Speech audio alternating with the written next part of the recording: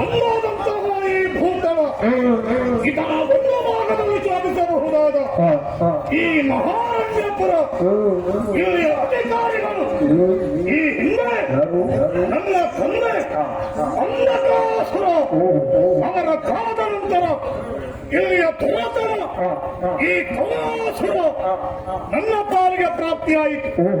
ಮಹಾ ಅರಣ್ಯವೆನಿಸಿಕೊಂಡಂತಹ ಈ ಸ್ಥಳವನ್ನು ಪುರವನ್ನಾಗಿ ನಿರ್ಮಿಸಿಕೊಂಡು ಅದೆಷ್ಟೋ ಮಂದಿ ದಾನವರನ್ನ ಒಡಗೂಡಿಕೊಂಡು ಸುಖದಿಂದ ಸುಖಮಯವಾಗಿ ಕಾಲವನ್ನು ಕಳೆಯುತ್ತಿದ್ದವ. ಮಾತ್ರವಲ್ಲ, ನನ್ನ ಕೀರ್ತಿಯನ್ನು ಹೆಚ್ಚಿಸಿಕೊಳ್ಳಬೇಕು, ಉನ್ನತ ಮಟ್ಟಕ್ಕೆ ಮುಟ್ಟಿಸಿಕೊಳ್ಳಬೇಕು ಎನ್ನುವಂತಹ ಉದ್ದೇಶದಿಂದ ನಮ್ಮ ಗುರುವಿನಲ್ಲಿ ಪ್ರಶ್ನೆ ಮಾಡಿದೆ. ಆ ಕಾಲದಲ್ಲಿ ಗುರುವಿರೋಧನೆ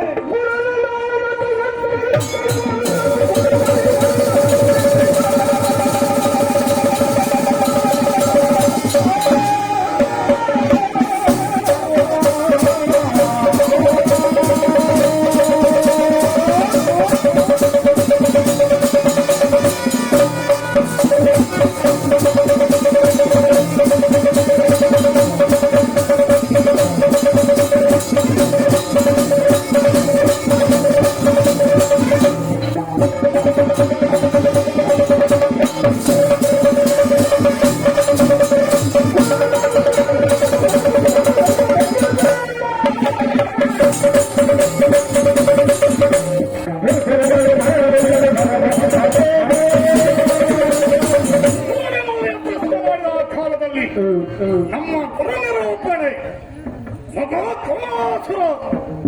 ನಿನ್ನ ಕೀರ್ತಿಯನ್ನು ಹೆಚ್ಚಿಸಿಕೊಳ್ಳಬೇಕು ಅಂತಾದರೆ, ಉನ್ನತ ಮಟ್ಟಕ್ಕೆ ಮುಟ್ಟಿಸಿಕೊಳ್ಳಬೇಕು ಅಂತಾದರೆ ನೀನು ಮಾಡಬೇಕಾದಂತಹ ಮಹತ್ ಕಾರ್ಯ ಯಾಗವನ್ನ ರಚಿಸಿ, ಯಾವ ಯಾಗವೆಂದು ಪ್ರಶ್ನಿಸಿದಲ್ಲಿ ಭೈರವಿ ಯಾಗ, ತನ್ಮೂಲಕ ದೇವಿಯನ್ನು ಒಲಿಸಿಕೊಳ್ಳಬೇಕೆಂದು ಗುರುವಿನ ಆಣತಿಯಂತೆ ಯಜ್ಞಕುಂಡವನ್ನು ಆರಂಭಿಸಿದೆ. ಅದರ ಬಯಲ ಹುದ್ದಿಕೊಳ್ಳಬಹುದು.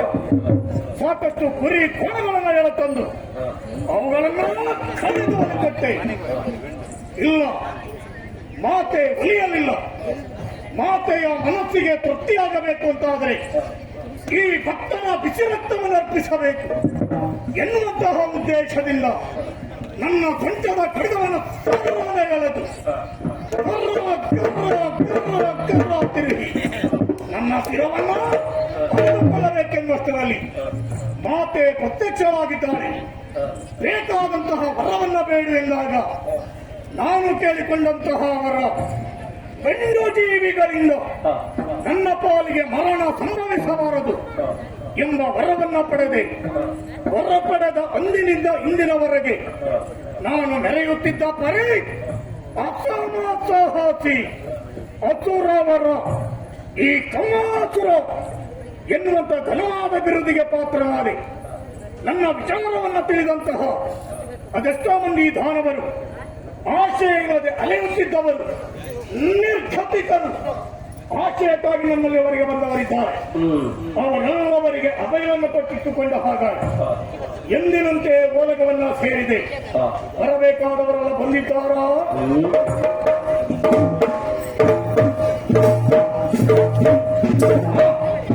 ಸಾಕಷ್ಟು ಮಂದಿ ಬಂದು ಸೇರಿದ್ದಾರೆ. ಇಂದಿನ ಈ ನನ್ನ ಸಭೆಯನ್ನ ಕಂಡಾಗ ಮನಸ್ಸಿಗೆ ಮಹದಾನಂದ. ಶಿಸ್ತುಬದ್ಧವಾದಂತಹ ಈ ನನ್ನ ಸಭೆ. ಆದರೂ ಯಾಕೆ ಹೀಗೆ? ಈ ಸಭೆಯನ್ನು ಶೋಭೆ ಇಲ್ವಲ್ಲ. ಕಾರಣ ನಮಗೆ ಬೇಕಾದವರೇ ನಮ್ಮ ಕಣ್ಣಿಗೆ ಕಾಣಿಸ್ತಾ ಇಲ್ಲ. ನನ್ನ ತಂದೆಯಾದಂತಹ ಮಹಿಳಾನವಿ ಸಭಾಸ್ಥಾನವನ್ನು ಸೇರ್ಬೇಕಾಗಿತ್ತು. ಯಾಕೆ ಬರಲಿಲ್ಲ? ಬರಬಹುದು, ನೋಡೋಣ.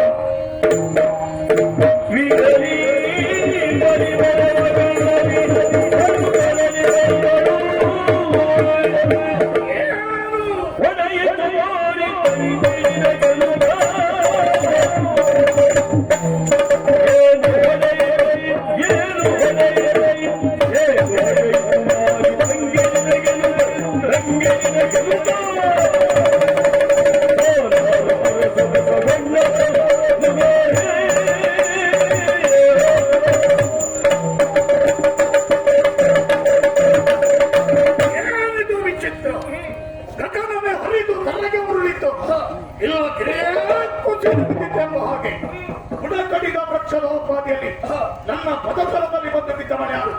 ನನ್ನ ತಂಗಿ ಮಹಿದಾನವಿ.